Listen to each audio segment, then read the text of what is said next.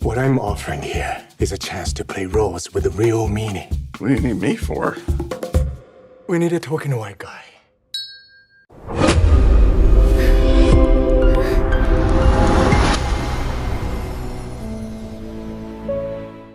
ഒന്നാലോചിച്ചു നോക്കൂ, നിങ്ങളുടെ ജീവിതം തന്നെ മാറ്റിമറിക്കുന്ന ഒരാൾ നിങ്ങളെ സ്നേഹിക്കുന്നുവെന്ന് വെറുതെ അഭിനയിക്കാൻ വേണ്ടി മാത്രം വന്ന ഒരാളാണെങ്കിലോ? ഹിക്കാരി സംവിധാനം ചെയ്ത് 2026 പുറത്തിറങ്ങിയ റെന്റൽ ഫാമിലി എന്ന സിനിമ മുന്നോട്ട് വയ്ക്കുന്ന വളരെ സങ്കീർണമായ ഒരു ചിന്തയാണിത്. സ്വന്തം ഏകാന്തത മാറ്റാൻ വേണ്ടി വാടകയ്ക്ക് ബന്ധങ്ങളെ വാങ്ങുന്ന മനുഷ്യരുടെ കഥ. Are you sure that I'm not too old for you? No. An older man feels a little more responsible.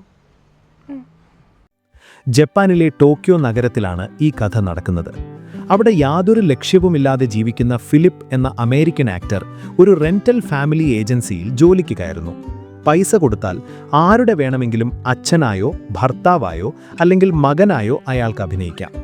തുടക്കത്തിൽ ഇതൊരു വളരെ കൃത്രിമമായ ഐഡിയ ആയി തോന്നും. പക്ഷേ വെറും ഒരു ജോലി എന്നതിലുപരി ഈ അഭിനയം അയാളുടെയും മറ്റുള്ളവരുടെയും ജീവിതത്തിൽ ഉണ്ടാക്കുന്ന മാറ്റങ്ങളാണ് ശരിക്കും ഈ സിനിമ. എനിക്ക് വ്യക്തിപരമായി തോന്നിയത് ഇതൊരു വ്യാജ ബന്ധങ്ങളുടെ കഥയല്ല, മറിച്ച് മനുഷ്യന്റെ ഏകാന്തതയുടെ കഥയാണ് എന്നാണ്.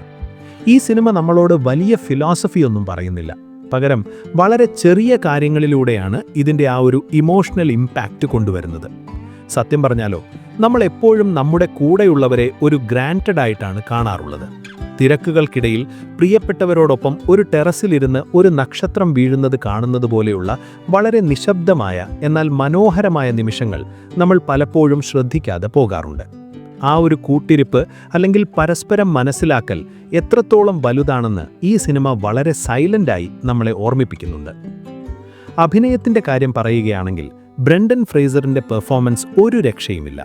ദ വെയിലിലെ ഓസ്കാർ വിന്നിംഗ് പ്രകടനത്തിന് ശേഷം അദ്ദേഹത്തിൻ്റെ കരിയർ ബെസ്റ്റ് എന്ന് തന്നെ പറയാം. വളരെ ശാന്തനായ, യാതൊരുവിധ അമിതാഭിനയവുമില്ലാത്ത ഒരു റോളാണ് ഫിലിപ്പ്.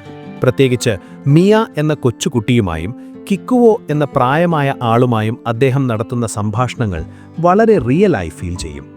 ഇനി ഇതിൻ്റെ മേക്കിങ്ങിലേക്ക് വന്നാൽ ഇതിലെ സിനിമാറ്റോഗ്രാഫി എടുത്തു പറയേണ്ട ഒന്നാണ്. ഡയലോഗുകളേക്കാൾ കൂടുതൽ ആ ഒരു ജാപ്പനീസ് അറ്റ്മോസ്ഫിയറാണ് പലപ്പോഴും കഥ പറയുന്നത്.